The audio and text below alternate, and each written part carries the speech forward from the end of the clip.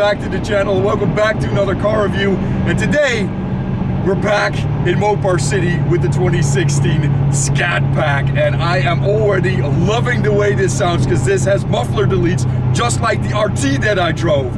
Now, under the hood of this car is a 392 or 6.4 liter V8 that's making 485 horsepower and 475 pound-feet of torque, and it is a quick one. Now, it is made into an 8-speed automatic transmission with paddle shifters, and it is a transmission that is awake, so it does its thing very nicely.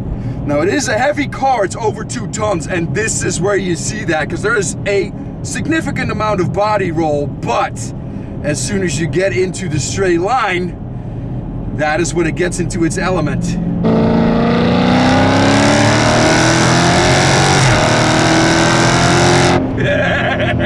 Yes! Oh yes! Get down to 3rd gear, you stuck it in that corner, get that body roll action going, but it does stick still nicely. And then you get out of the corner, and you give it the beans.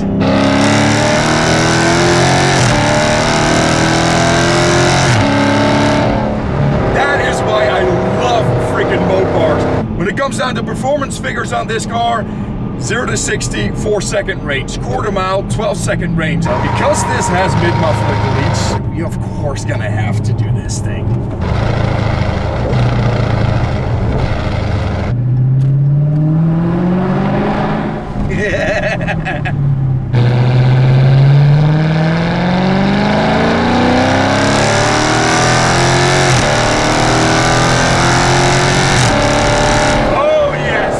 That is exactly why people put mid-muffler deletes on it, because it sounds so freaking good. And I think the cool thing is that it actually quiets down very nicely.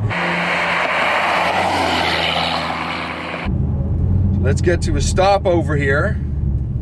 And this is where this baby really shines.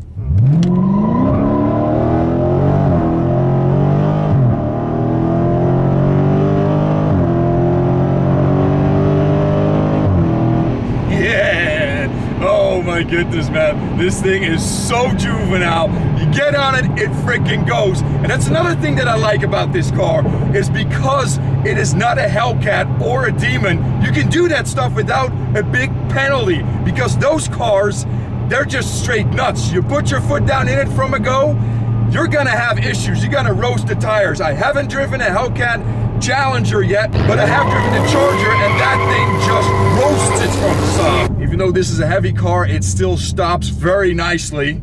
And the cool thing is that you can keep doing this over and over and over again, and it's consistent every time.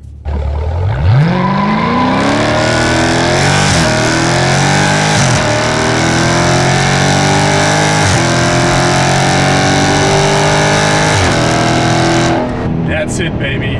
That's what this car is all freaking about. And let's quiet it down for a second and let's talk about something else. This car has been in production kind of in the same form since 2008. And I've said it in a previous review, I'm just gonna say it again in case you didn't see that one yet.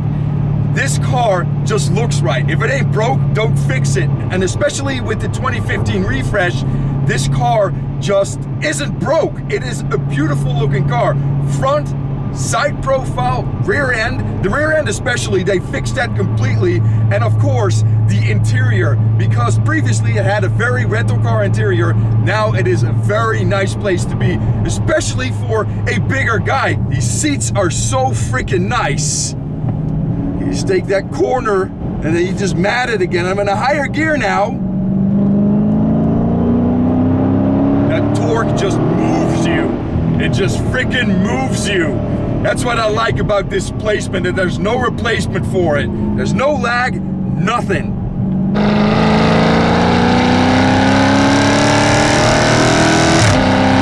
And that shift, when you shift it, I had to do it manually because I was getting all the way up in the rev range. I was not quite there yet. You get that freaking bark, that DSG-like bark, and that, my friends, is a great sound. I freaking love it. Now, personally, would I like to have a manual transmission?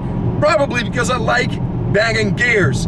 But the cool thing about this particular car is that the manual doesn't get the cylinder deactivation. This does. So essentially, when you're just cruising along, this car shuts off 4 cylinders. So you end up with a 3.2 liter inline 4 essentially, which I think is freaking awesome. Now when it comes down to miles per gallon, you see that too, because this big motor still returns over 25 miles to the gallon on the highway, which is great. City, well, our drinking buddy's back at 15 miles per gallon.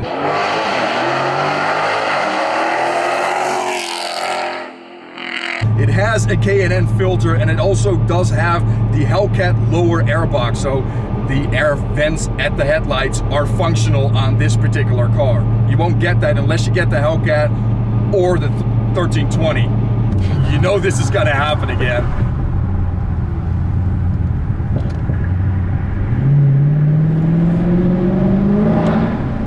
Yeah.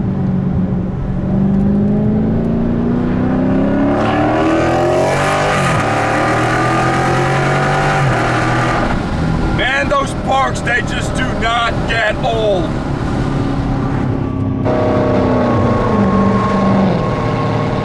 Now, I think the most awesome thing about this is that you still have all the options. You can still do everything. You can get the V6, you can get the RT, you can get the Scat, you can get the Hellcat. And secondhand right now, at moment of filming in 2021, you'll have to get the Demon secondhand, but that's still an option as well. You could go mild to wild, and that's one of the few car manufacturers that offer that. And the same goes for exterior customization, because when it comes down to that, this brand, Dodge, has you covered still. You can go wide body or not, which this one is not. You can go shaker or not, which this one is not.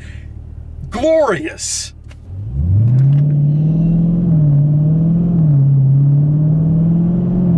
You have to get on it all the time? No, but sometimes.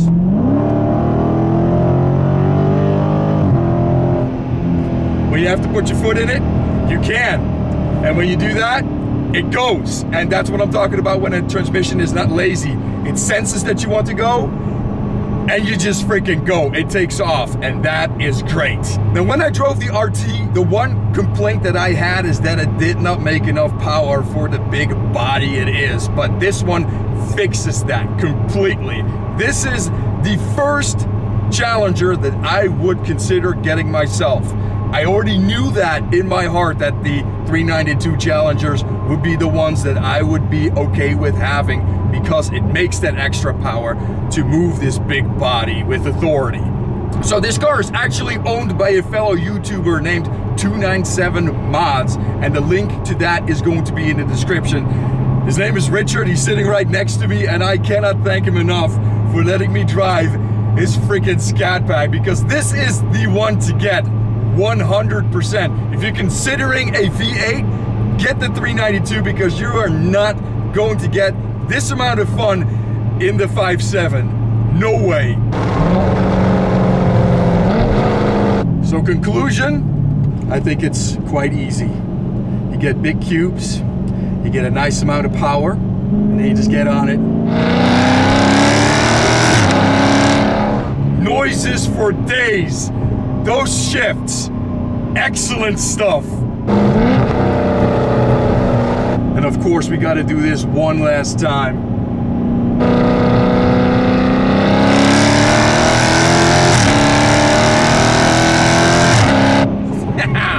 Yes!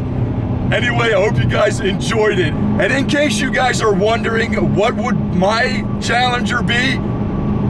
It would be a ScatPack. It would be wide body. It would have 100% the shaker option.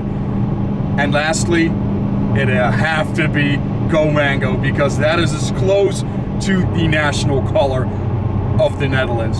Hope you guys enjoyed this car review, and I'll see you guys on the flip side. Jeez, just wants to freaking go.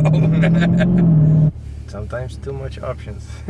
Oh yeah, it's like freaking Harley Davidson, yeah. man. Yeah. Because Harley, you go by there, it's super hard to get like a stock freaking bike. I bet it's the same with this. Yeah. You go on a lot, you cannot find one that is completely 100% bone stock. All right, here we go. Naturally aspirated. Yeah, naturally aspirated V8 power, baby. big cube, son. Love that this thing is just so dead nuts controllable. The Hellcat was too, by the way, but that was just more of a tire sleigh fest. Yes. I mean, this is just fine. It comes with the 245 tires. It sucks. You have to be careful, but once I put the 275s, You have 275s on that? on the rear. Yeah.